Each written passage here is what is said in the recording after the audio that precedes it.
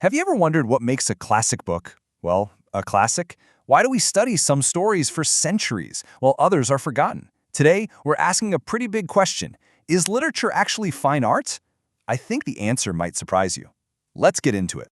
First, we're going to dig into what really separates everyday writing from true literary art. Because it turns out literature has its own special toolkit, one that's just as intentional and powerful as a painter's brush or musician's cello. Okay, let's start with a really simple thought experiment. What's the real difference between a grocery list and a poem? I mean, they both use words, right? But one is just about function. Milk, eggs, bread. While the other, the other is trying to do something way, way bigger. And that difference, that's the heart of everything we're talking about today. So what even is fine art? Here's an easy way to think about it. A carpenter makes a chair so you have something to sit on. It's useful. It has a job to do. But an artist paints a picture of that same chair just to be looked at, to make you feel something. Fine art is all about that beauty and emotional punch, not about being practical. And boom, that's exactly where literature comes in. See, a great novel isn't written to work like an instruction manual. It's not just giving you a list of facts. It's carefully built to give you an experience, to make you feel joy or heartbreak or pure wonder, all through the beautiful arrangement of words. The literary scholar W.H. Hudson totally nailed this. He said that for any piece of writing to really be considered art, it needs two things. First, it has to tap into something that matters to all of us as humans. And second, it has to have form, a deliberate, beautiful structure. It's not just about what you say, it's about how you say it. So, building on that awesome idea, we can actually break down the literary artist's toolkit into 4 key features. These are the things that take simple writing and turn it into fine art. Let's check them out one by one. First up, and this one's a biggie, imagination. Literature isn't stuck in the real world. Nope. It builds entire universes, creates unforgettable characters, and throws us into situations that let us explore things far beyond our own daily lives. This quote from Shakespeare says it all, doesn't it? He wasn't just describing a city. He dreamed up a whole enchanted forest, complete with mischievous fairies and love potions and total beautiful chaos. That power to make something unreal feel completely real, that's the magic of literary art. Next in the toolkit is emotion. Literature is one of the most powerful ways we have to explore what it means to be human. It doesn't just tell you someone is sad, it puts you right there in their shoes and makes you feel it too. The love, the loss, the whole shebang. Just think about the power of this one line. The play has barely even started, and already Shakespeare has set this epic emotional stage. We know it's about love and fate and tragedy. We're hooked.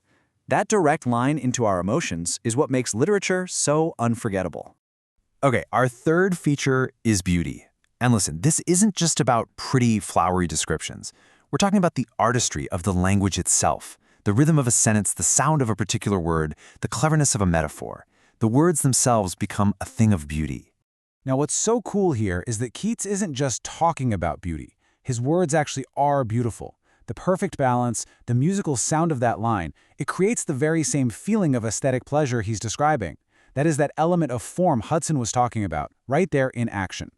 And finally, we have universality. This is the idea that the greatest works of literature tap into themes that connect every single one of us, no matter who we are, where we're from, or when we lived. We're talking about the big stuff, love, death, ambition, justice. I mean, come on, this is the ultimate example. This isn't just some Danish prince having a bad day. Hamlet is wrestling with the meaning of existence itself, a question that echoes through every culture and every generation. He's asking a question for all of humanity. And that timeless, universal relevance, that's what makes it art. But here's where it gets even cooler. Literature doesn't exist in a vacuum. It's actually part of this huge, beautiful symphony of the arts, and it shares a common creative DNA with music, painting, and more. Just look at its connection to music. Poetry, in particular, is basically music without the instruments. The meter of a poem is like a song's rhythm. The rhythm of the words creates a kind of melody. They both use patterns and repetition to make us feel something deep down.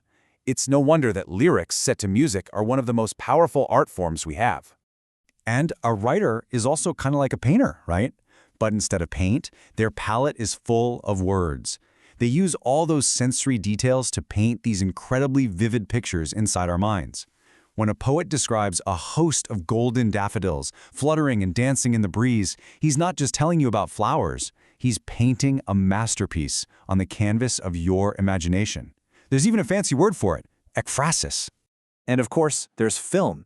So many of our greatest movies come from literature, translating those deep internal worlds of a book into something we can see and hear. Just think of Baz Luhrmann's Romeo plus Juliet. He took Shakespeare's 400-year-old words and blasted them with this wild modern energy, proving just how timeless and adaptable these stories really are. So, why do we enjoy all this so much? What is it about a perfectly crafted sentence or a heartbreaking story that gives us actual pleasure?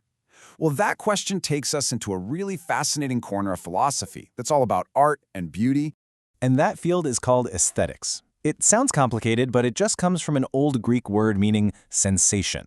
It's basically the science of sensuous knowledge. It's all about trying to figure out the why behind our love for art. Why does a certain combination of words or colors or sounds move us so deeply?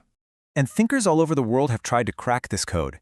In ancient Greece, you had Aristotle, who came up with this idea of mimesis, that art imitates life, and by watching it, we get this emotional release he called catharsis.